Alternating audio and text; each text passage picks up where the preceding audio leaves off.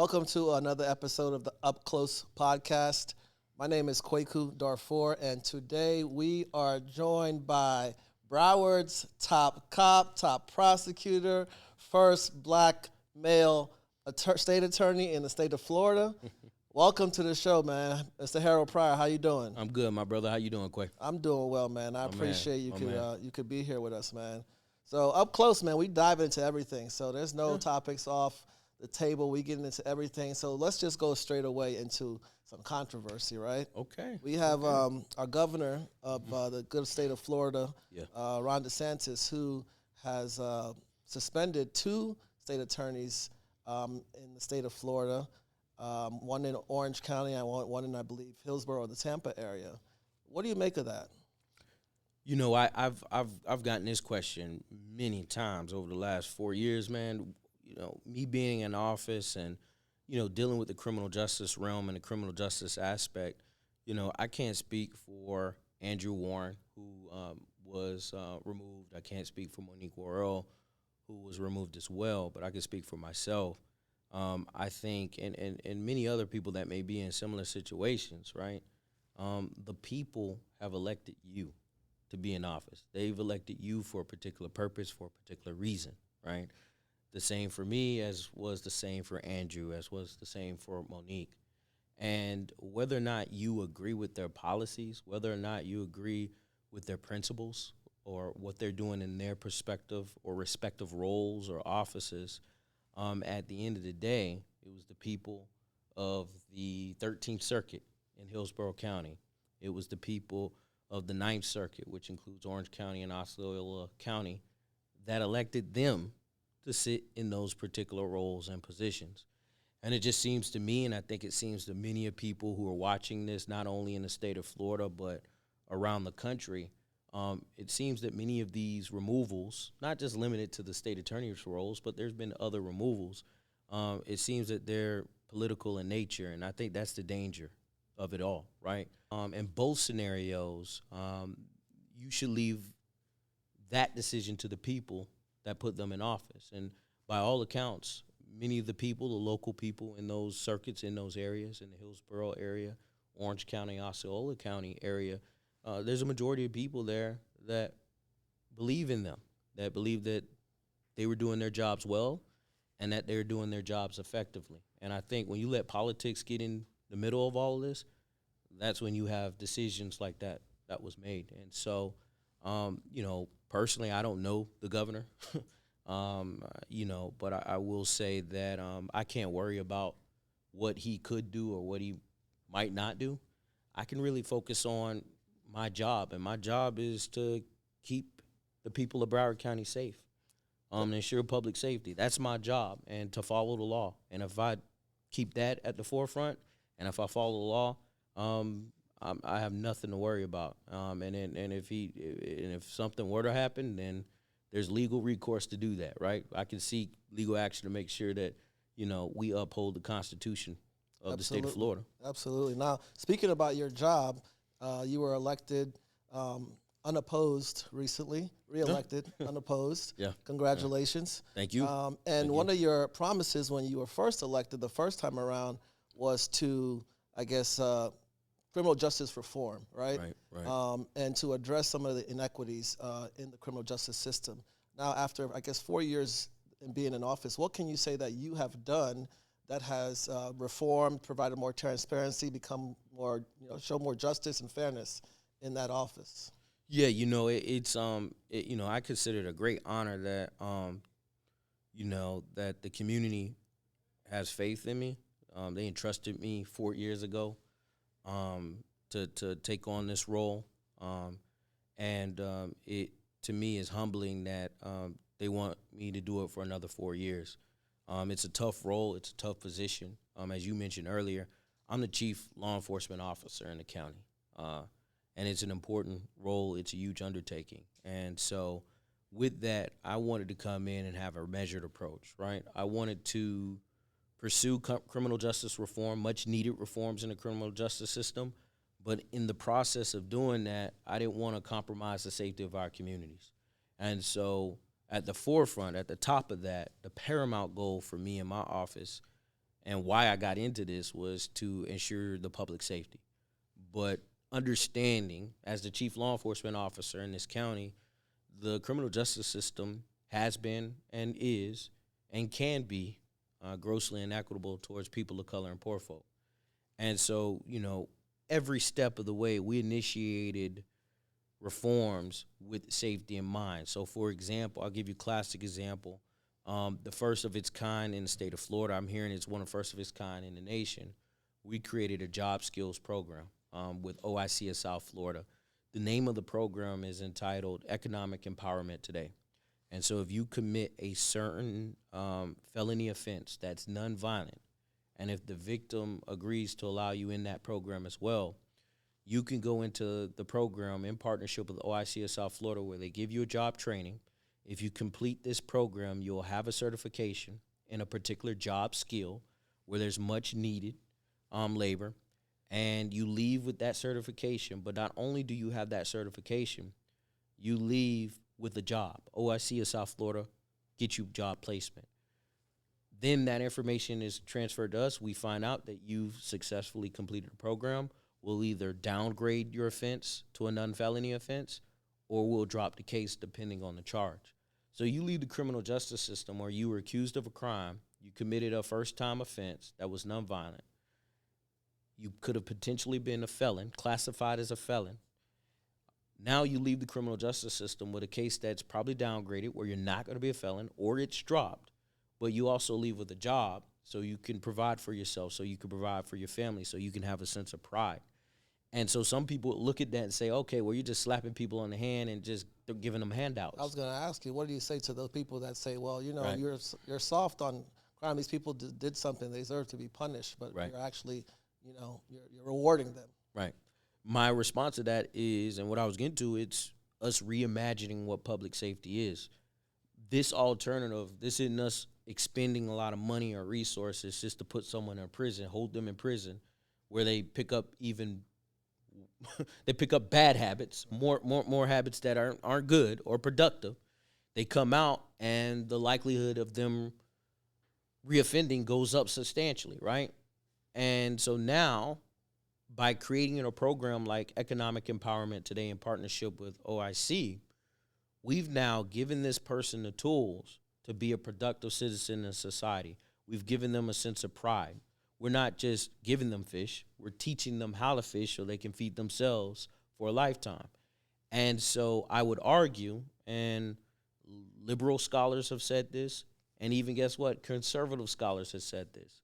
The more educated that a person is, the more economic opportunity that a person has, the less likely they are to commit a crime, and the less likely they are to recommit if they've ever committed a crime in the past. And so this is us reimagining public safety because it's common sense. It's what my dad would tell me. I don't have time to be a criminal or go and steal something from somebody because I have a good paying job and I got to get up the next morning to go to my job. And so now we're giving people jobs and opportunity where they have a sense of pride. They can provide for themselves.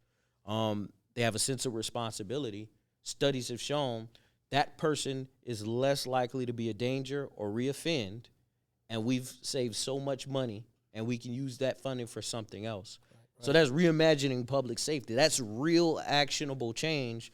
That's not hopeful like other solutions. We're really getting to the root problem of someone's issues. Right, and that's something that I don't think I've heard of anywhere else in the country being done. Now, has the program been around long enough for you to assess what's the impact of it has been and kind of what you thought it would be? Is it what is happening? Yeah, so it's been around for almost a year now. When we announced it in partnership with OIC of South Florida.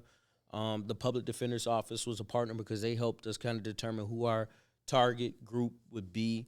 Also, logistics with court administration and Department of Corrections. And so we've had some people participate. I believe the number is somewhere in the close to the 30. We've had like between 30 and 50 people that have participated thus far because the numbers and the slots of individuals were limited. The funding was limited. And so the hope is with this pilot program, if we have a high success rate or a high completion rate, the goal is to get more funding from the U.S. Department of Labor, who funds the OIC of South Florida, then potentially get buy-in from the state of Florida, potentially get buy-in from the county government, to where now we don't have to just only offer this to a limited number of people between 30 and 50, to now expanding it to the hundreds. Yeah. Because there are a lot of people who could potentially be eligible for this. So the numbers remain to be seen. We'll have more information as we get closer to the end of this year.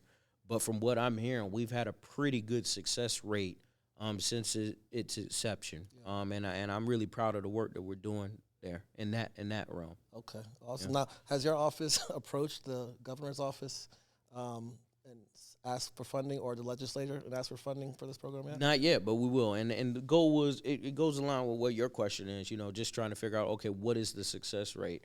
And so once we get to that full completion, once we finish that cycle and we're able to look at the numbers and look at the data, we need that number. We need the numbers. We need the data in order to show the legislator, hey, this is a real and actionable and successful program, and it's something that we think the state could get around because it enhances the public safety. Right.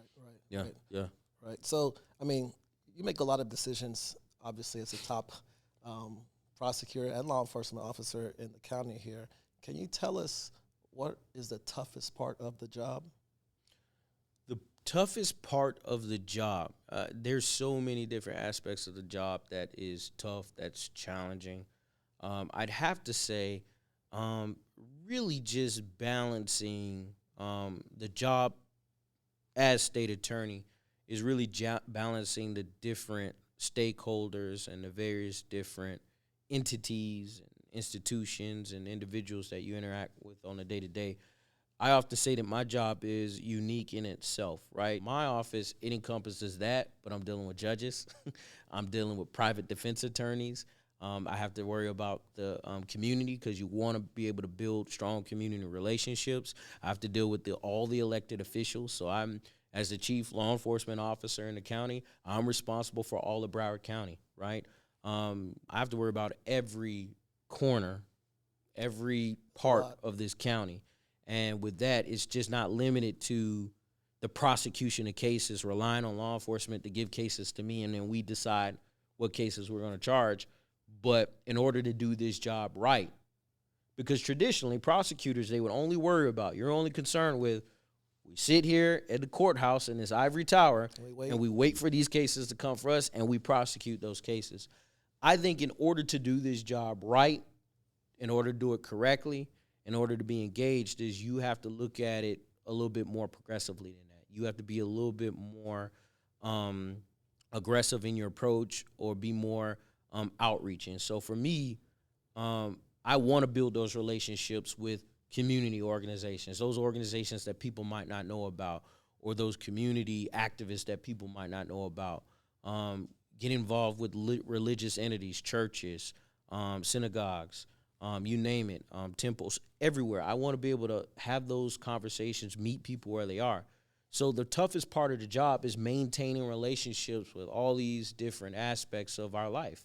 Law enforcement, community organizations, elected officials, business owners, defense attorneys, public defender, maintaining that relationship, judges, the judiciary, making sure that we're being efficient and fair through every stage of the process. And then legislatively, right? I have to worry about the county. I have to go to Tallahassee, have those conversations to advocate on behalf of our attorneys. So there's just so many different hats that you wear. And then also, I got a family. Got to worry about family, Right. So it's a lot to juggle. But, I think God built me for this, and I guess I like it enough that I want to do another 4 years. Right? Well, yes, right. Absolutely. It seemed like you were called for it, actually, And when you came into office, I guess, on the first term, it seemed like it was a progressive wave going around the country that you came in on. And so talk to us about that aspect of it. How did you view the position before you came in? And then once you got in there, what was it? Was it what you expected? How did that change? I get that question all the time, and you asked me that question as well, and on a personal level. I will tell you this, and I know some people will probably find it hard to believe.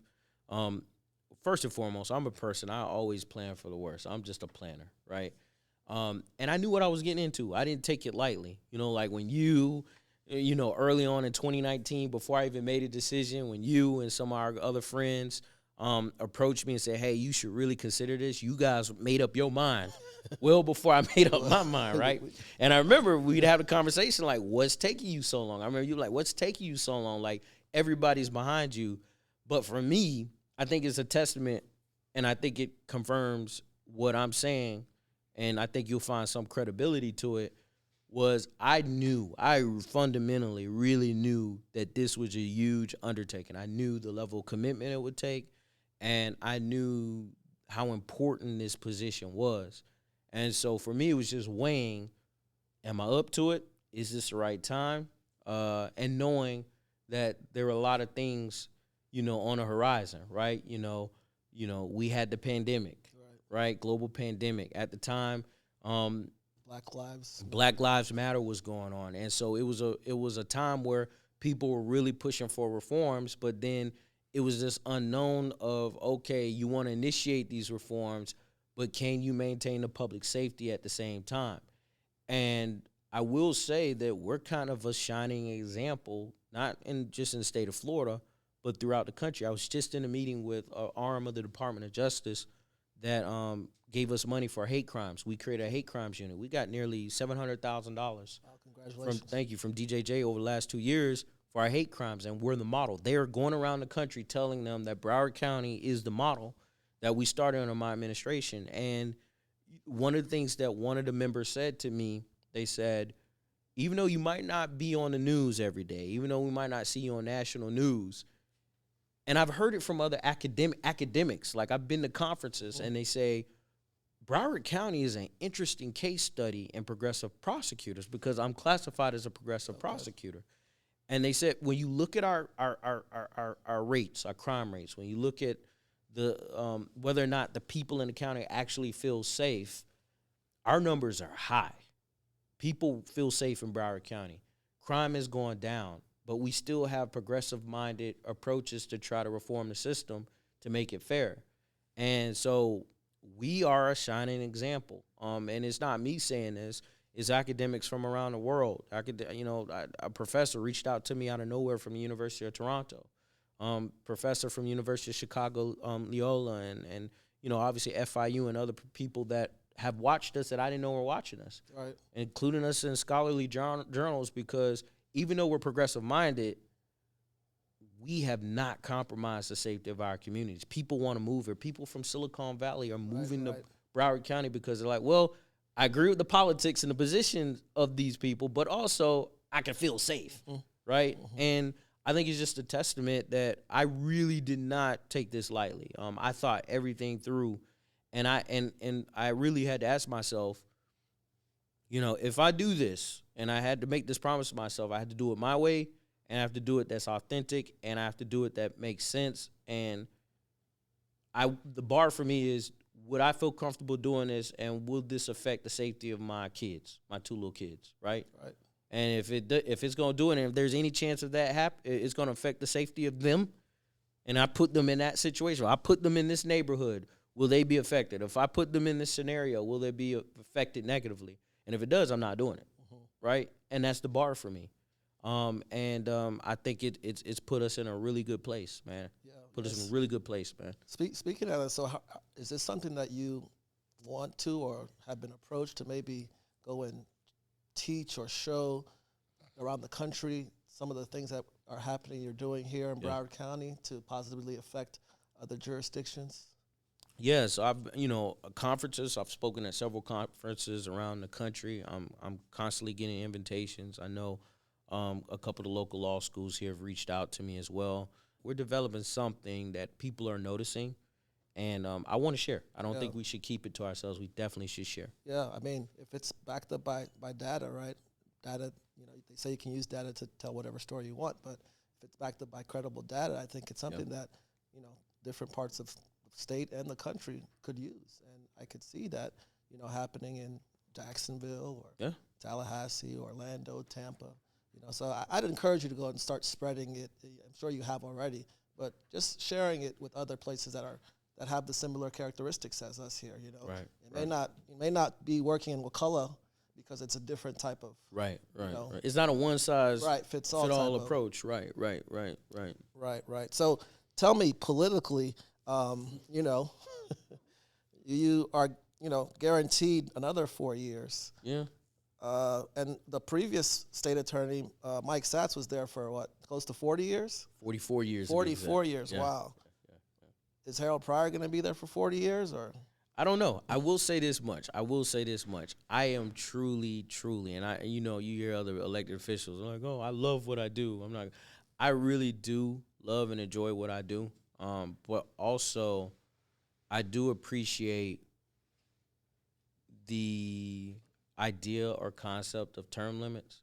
But I say it in the sense of, if you truly believe in making things better, leaving things better than when you got it, right?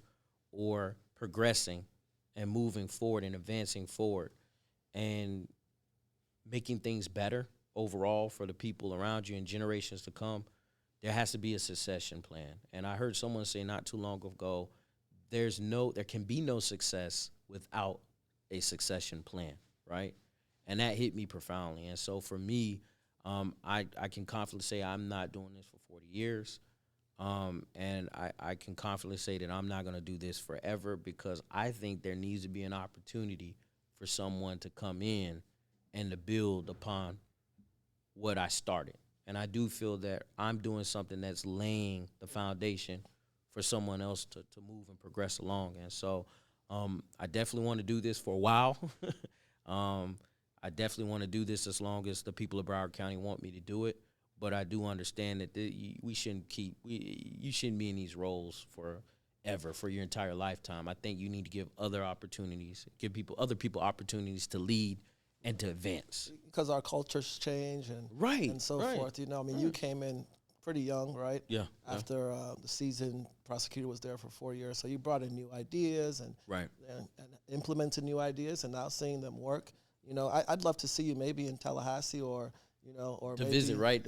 When the Gators go to Tallahassee and we beat Florida school, State, right? That's when you want to see me in Tallahassee. I want to see myself in Tallahassee when that happens too. I'll be there. That ain't happening soon. We know what it's about right now. It's all about the Gators. We joke about that all the time, right? But seriously, I think that obviously, the 4 years is gonna come and go, and you'll continue to do great things.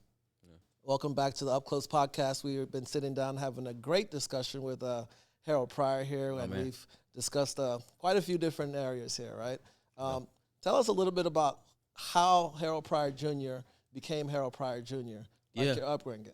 Yeah, so I'm a fifth generation Floridian, and so you never hear that, but fifth generation Floridian. Wow. Grew up in unheard of. Yeah, unheard of. Everybody from somewhere, Ghana, Nigeria, Jamaica, Haiti, but not Dade City, Florida. Right. Small town north of Tampa, 6,000 people population. Small town indeed. Small town. High schools are bigger than that. Yeah, exactly. There's some high schools bigger than that, but it's just it was a great upbringing because I got to see it all. Grew up in a rough neighborhood. There were still remnants of segregation. All the black folk in Dade City lived across the railroad tracks, and if you didn't live across the railroad tracks, we all lived in one confined area in the central part of town.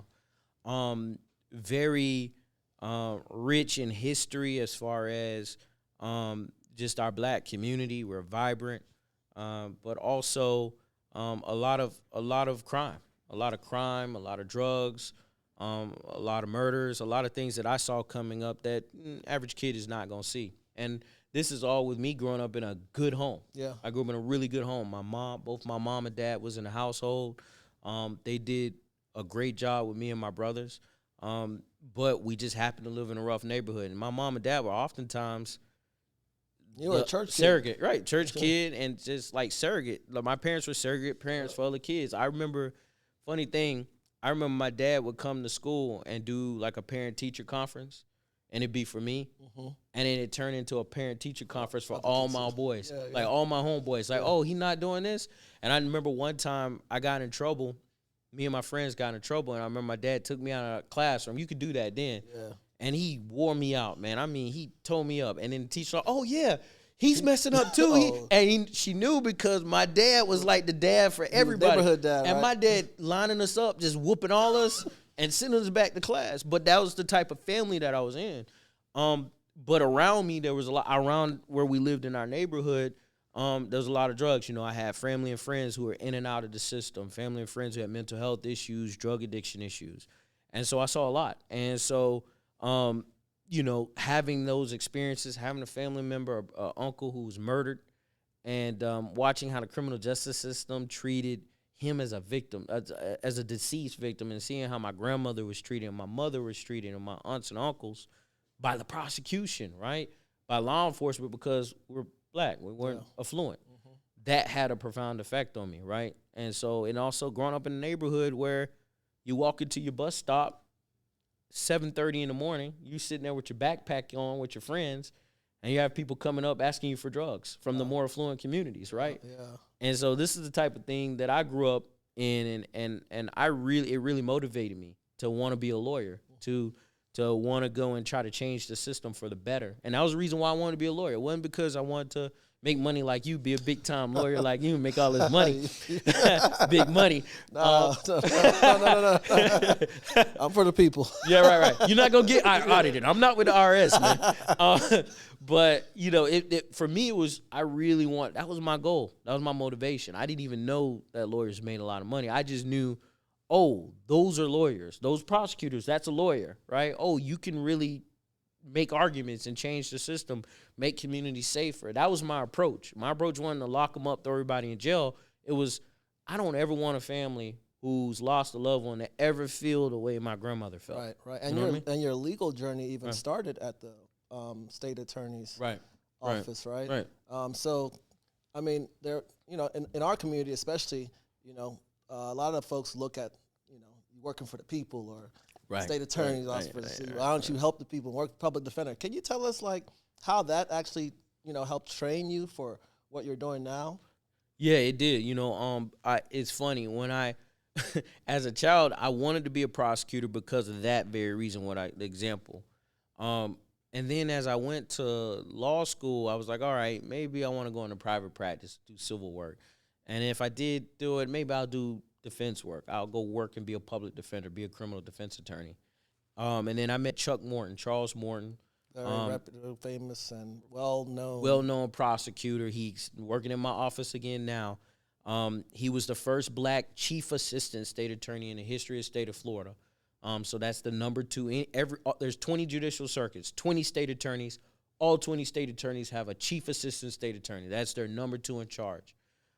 Chuck Morton was the first black chief assistant state attorney, I believe, but also he was the first black ASA hired in South Florida. Wow. In the history of South Florida. How long ago was that? That was in 76. And it's funny, my predecessor, that was his first hire. Okay. Wow.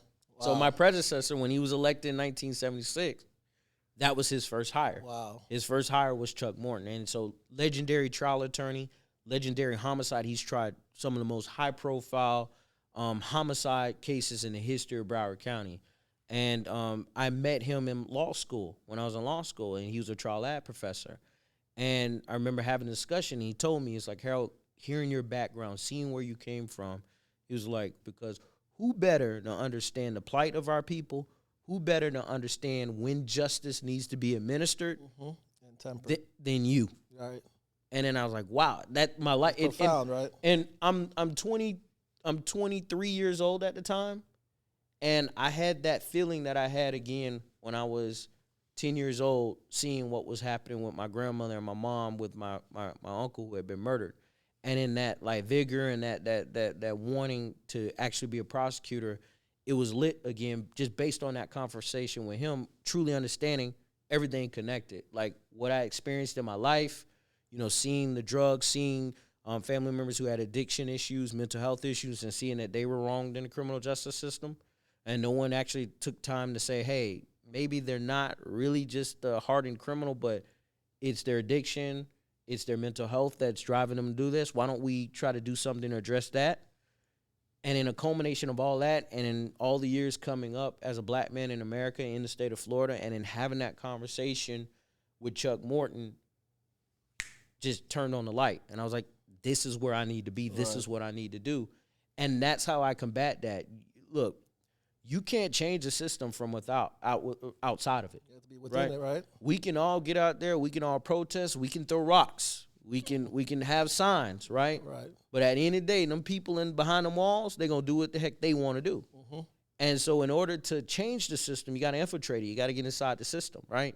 And I've always understood that. I've always had appreciation for that, understanding that we got to play by the rules, get in the game to make it fair. Right. And that's my goal. You've kind of spearheaded change right. and been in the forefront of change. And one of those was, I believe, was the statute that was at the Broward County Courthouse, right?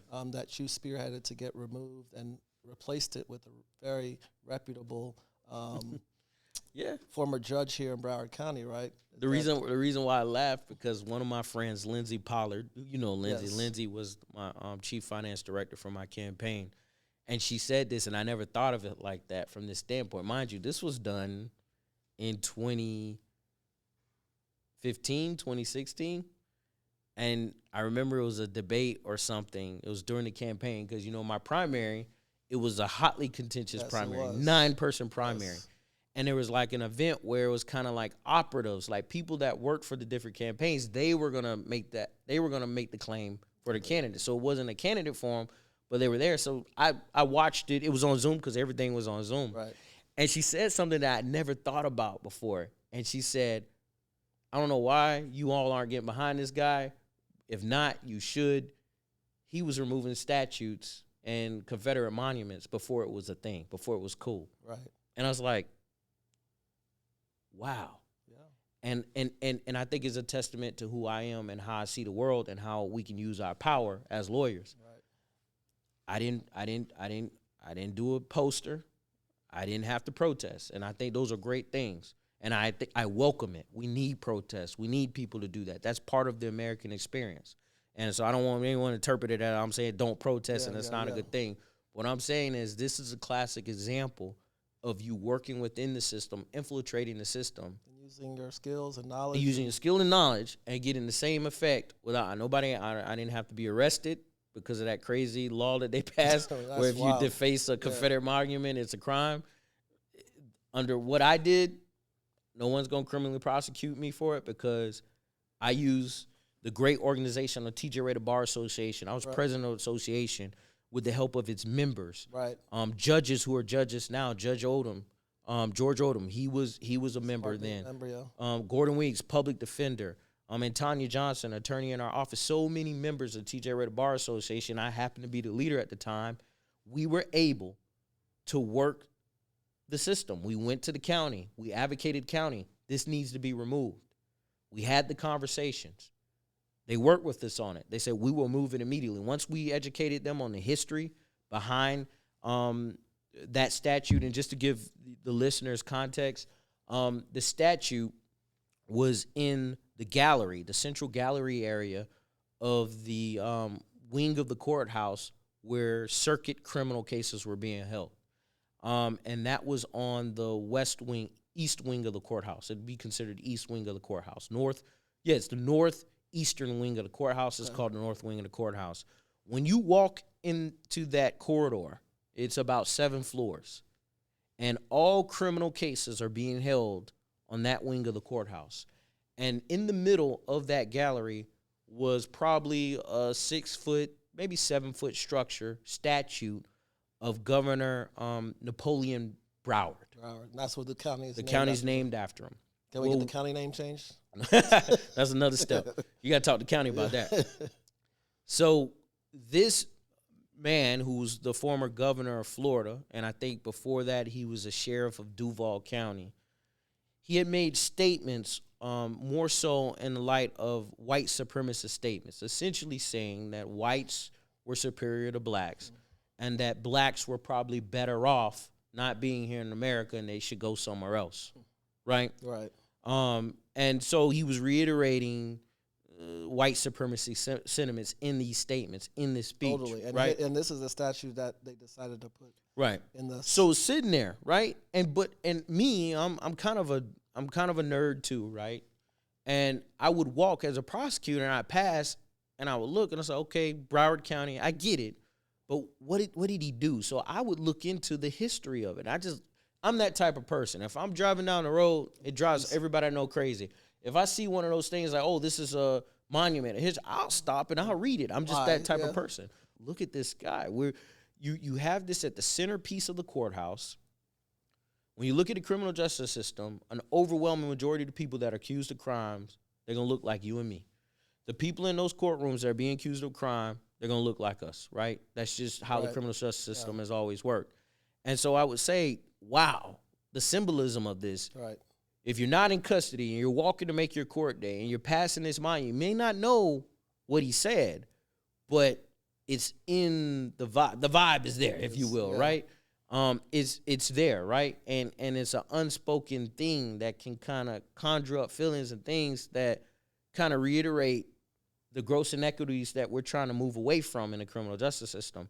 And that inherently bothered me because that's a symbolism of white supremacy. Right. And I'm against all forms of supremacy. Right. I'm for equality, right? Correct. And so this sentiment that some people are better than others, some people are greater than, is something that I don't subscribe to. I don't subscribe to the lesser than mentality in any form, in any institution, whether it's black people saying that they're superior than someone or a white person saying they're superior to other people. Right. Let's make it fair. Let's live true to what our Constitution says. Judge a person by their character. By the character. And so we were able to remove that statute. And that How was did you because, get it done? Yeah, it was us going to the county and having conversation, setting meetings, saying, hey, let's have a meeting. Let's discuss this. Here is the data. Here is the actual facts and information of what this man said. Here's the significance of that, and this is where this is placed. Right.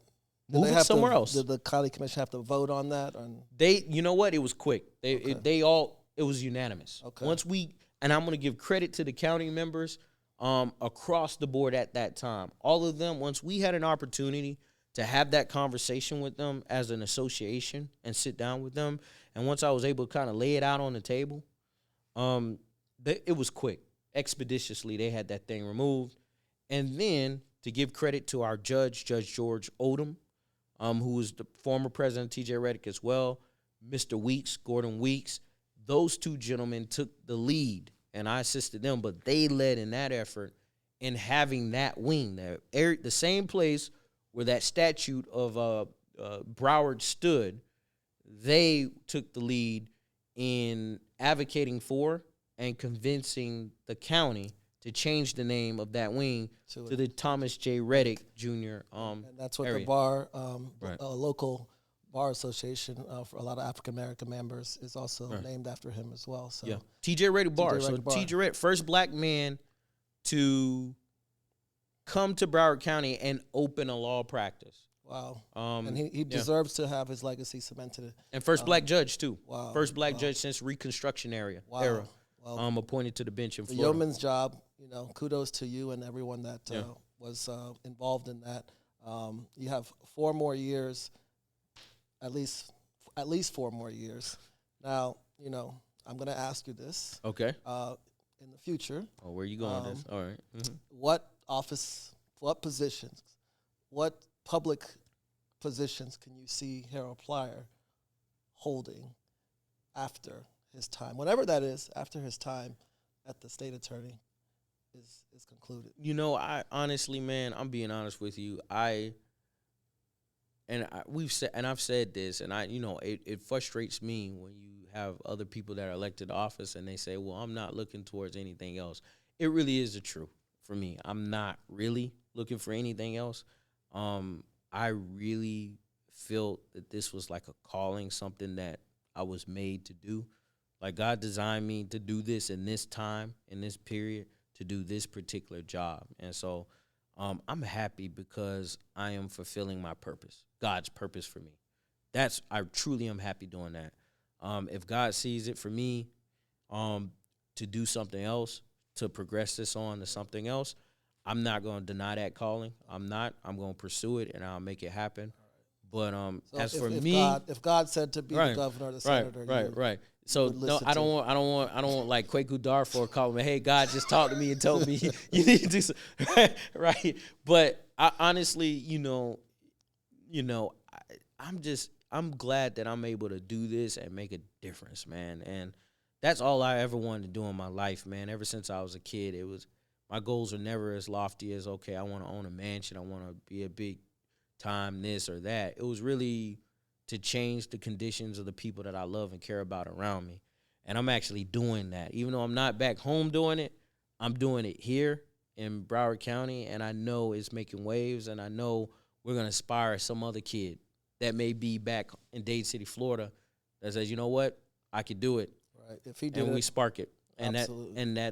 that's what I'm really, that's my goal, and that's my vision. And if it leads to something else, it will, and I won't shy away from it. But as for me, there's no, personal goal of I want to obtain this, or I want to go here and I want to do that, or I want to pursue that office. That's truly not what I have in my mindset. It's really focusing on what I have to do, what I know God wanted me to do. When you lean on God, you can't question that. You can't question it, bro. You just can't. I've learned that time and time again, man. Time and time again. Well, you know what? Thank you for joining me today. It's been a fruitful conversation. Thanks for having me. I'm sure the listeners gained a lot from today's conversation with you and sharing your story.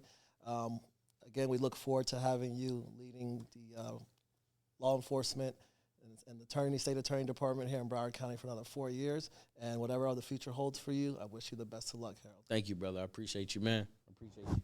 Thanks.